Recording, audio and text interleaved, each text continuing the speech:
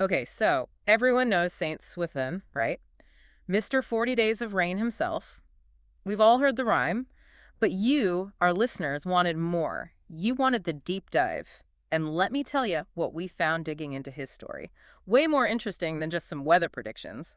This is ninth century intrigue, folks. Buckle up.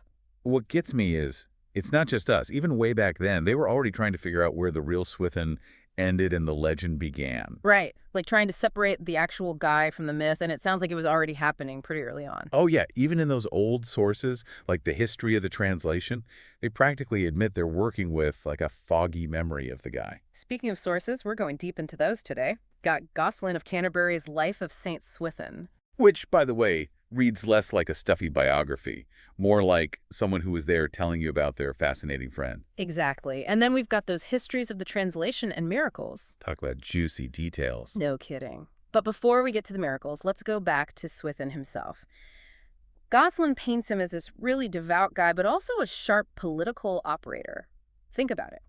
Ninth century England, Viking raids, kingdoms in chaos, Swithin's smack dab in the middle of it, rising through the church ranks, eventually becomes a trusted advisor to King Egbert. Not only that, he tutors the future king, Adolphus. And that wasn't just your average history lessons. That relationship had huge consequences for England, both politically and religiously. Speaking of which, isn't it wild that Adolphus, once he's king, he's also a subdeacon in the church? Like, how often do you see a king with official religious duties? Almost never. It was incredibly rare, which just goes to show the blurry lines between church and state back then.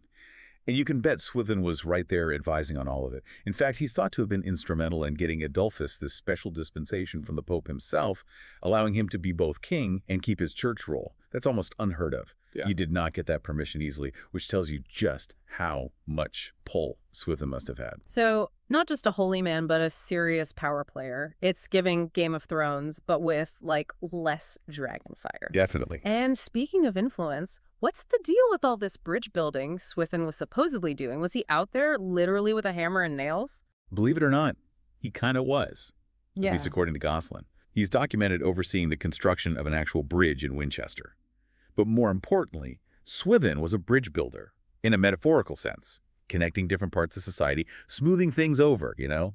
Like, Yeah. take his role in convincing Adolphus to grant tithes to the church. That's huge, right? I mean, we're talking major impact. Oh, absolutely. That single act basically rewrote the church's power structure. Tithes, meaning a tenth of everyone's income, went straight to the church. Suddenly, they're not just scraping by, they've got this massive, reliable flow of wealth coming in. And that means They could build bigger, grander churches, buy up more land. Yeah. They had a much louder voice in political matters. It's hard to overstate how much that shifted things. all thanks to Swithin working behind the scenes. See, this is what I love. You've got this powerful guy, but then Gosselin throws in these little stories that show his human side. Like there's one where Swithin comes across these workers who've accidentally broken this poor woman's eggs, and he just makes the sign of the cross and boom, the eggs are back together. It's those details that make him feel real, you know? Totally. Whether it happened exactly like that or got embellished over time, it says a lot about how people saw him. Humble, in touch with the struggles of everyday people. This wasn't some untouchable figure of authority. He was someone who saw you, someone who cared. And that resonated. It's amazing how these little stories, whispers from the past, they really give you a sense of the guy, don't they? But we can't talk about Swithin without getting to the miracles. And I gotta say, this is where things get really interesting. Well, you got to remember, back then, a miracle wasn't just like a cool story, you know? It was proof Proof of what? of God's favor. It's how you knew someone was legit, touched by the divine. A miracle meant you were the real deal, holy, for sure. So basically, all these stories about Swithin performing miracles, even after he's dead, they're like boosting his saintly resume. Exactly. Imagine you're a villager back then. You hear these stories, maybe even see some with your own eyes. It's going to have an impact. Swithin's reputation goes way up, and so does the churches, because they're the ones who are telling you about it all. Right, right. So let's get into some of these miracles. You've got the healings, obviously, the hunchbacked man, the paralyzed guy who's cured before he even reaches Swithin's tomb. Think about it. Back then, getting sick, it wasn't just an inconvenience. It could mean death, or a life where you're struggling just to get by. These stories would have given people hope, you know? Like, maybe there's a chance for me too. Maybe someone's looking out for us. And it wasn't just about physical healing, right? Oh, not at all. You've got miracles about justice, which I find really interesting. The guy who's unjustly blinded, Swithin gets his sight back. You've got this servant girl thrown in prison for something she didn't do, and suddenly, boom, her shackles just fall off. Those resonate even now. We still want to believe that things will work out in the end, that good will prevail. Absolutely. It's a timeless human desire. But then you've got these other miracles, the ones that are just, well, harder to explain. The woman who's carried off by wolves, and she calls out Swithin's name and somehow escapes. Or the blind people being guided by a mute youth, and right then and there the kid starts talking.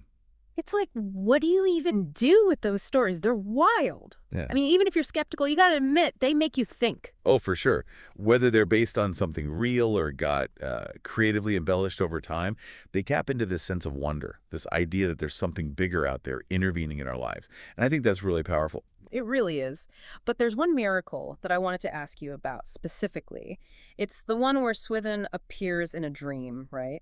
But he's not there to demand people worship him. He's telling the monks they need to make sure they're praising God properly for all the miracles. It's like he's more worried about them following the rules than getting credit for himself. You know, that's a really sharp observation, and I think it gets to the heart of how religion and power were intertwined back then. Remember, the church, it was everything, your moral compass, your community center, even part of the government. So keeping those rituals, that communal worship going strong, it was crucial for maintaining their authority. So this dream, whether it actually happened or someone made it up, it was a way of saying, hey, don't forget who's really in charge here. Exactly. It's a subtle reminder. God's the big guy upstairs, the church is his representative down here, and even a miracle worker like Swithin answers to them. And it makes you wonder, doesn't it? Like, were the miracles actually fading because the monks were slacking on their prayers? Or was that, a convenient little story to keep them in line? It's like, did Swithin really get on their case from beyond the grave, or was someone just using his name to put the fear of God in them, literally? Right. Tough to say, for sure. But it definitely highlights how these stories, they weren't just entertainment. They had a purpose. They reinforced the social order, kept people in check. It's fascinating. It's like we're trying to solve a 1,000-year-old puzzle and half the pieces are missing. Or maybe somebody swapped them out for different ones along the way. Right. But even with all that, you can't deny the guy made an impact. Oh, absolutely. I mean, he goes from this local bishop to practically a national legend. Everybody knows his name. Everybody's got a story about him. And hey, rain or shine, we're still talking about him. That's what gets me. What do you think it is about these stories, about Swithin, that grabs people even now, centuries later? That's the million-dollar question, isn't it? Part of it's got to be just human nature, right? We love a good story, especially one that gives us hope, maybe a little escape from the everyday. And Swithin's story, it's got it all. The piety, the politics, those crazy miracles. It's like a window into this world that's both totally foreign and kind of familiar at the same A time. connection to the past. Yeah. And, when we look back across that bridge, across all that time, we see those hopes and fears, those desires, and it makes you realize some things never really change.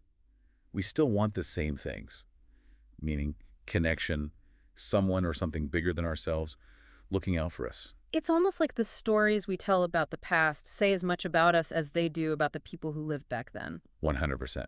And maybe that's why Swithin's story still has this hold on us. We might never know exactly what happened, what was real and what wasn't, but that mystery, that sense of wonder, that's part of what makes it so compelling. Well said. So, we may not have solved every mystery surrounding St. Swithin, our boy wonder of the 9th century. But hopefully we've at least shown there's way more to him than just a rainy day forecast. Absolutely. Which just goes to show history is full of surprises, and sometimes the best stories are the ones hiding in plain sight. Keep those deep dive requests coming, everyone, and until next time, happy exploring.